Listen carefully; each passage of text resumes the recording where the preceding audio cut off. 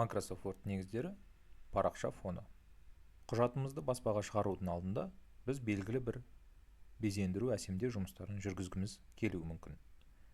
Оған бізге парақшамыздың фоны мысал бола алады. Парақшамыздың фонын баптау үшін біз конструктор бөлігіне кіріп, фон страницы баптауларына назар аударуымыз керек. Бірінші мысал ретінде мен парақшаның түсін өзгертуді көрсете аламын.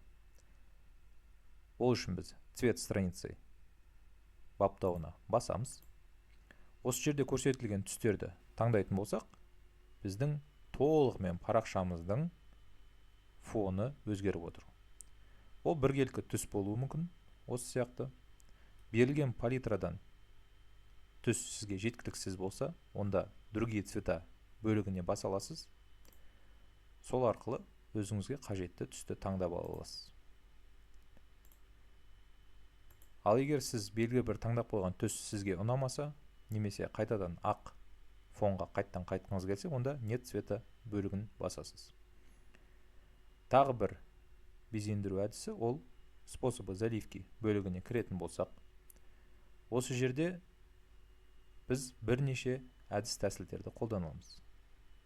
Біріншіден градиент, яғни бірнеше түстерді араластыру арқылы және де олардың өзара орналасуын беру арқылы осылайша безендіре аламыз. Мысалы, осындай градиентті бояуды қарап көрейік. Сонымен қатар басқа да әдістер бар. Microsoft Word'та өзіне алдын ала берілген белгілі бір текстураның суреттерін қолдана аламыз. Белгілі бір узорларды қолдана аламыз, немесе тіпті суретті фон ретінде қолданады алады екенбіз. Парақшаның фонына қатысты осы баптаулар. Сонымен қатар біз парақшаның шекарасын бере аламыз. Белгілі бір қоршау қойып, ол қоршаудың түрінде таңдай аламыз. Осы жердегі баптауларды бірнешеуін қарай отырып, өзіңіз қалаған безендіру әдісін ұйымдастыра аласыз. Тағы бір әдіс, ол әдісті көрсету үшін алдыңғы істелінген әрекеттерді қайтарайын. Ол подложка деп аталады. Мағынаны түсіну үшін ашып көрсетейін. Негізгі жазудың астында осындай белгілі бір сөз фон ретінде тұрады. Мысалы, черновик деп жазып қойдық. Оның қолдану аясы әртүрлі болады.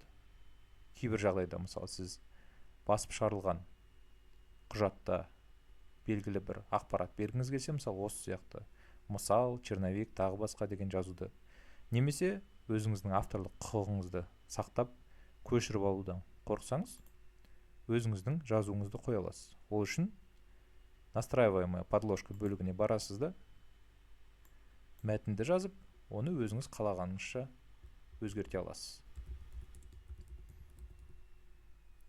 Осылайша біз өзіміздің жобамыздың атауын беріп, өзіміздің құжатты қорғай аламыз. Басып шыққан кезде негізгі мәтіннің артында фон ретінде осы жазу шығып тұратын болады.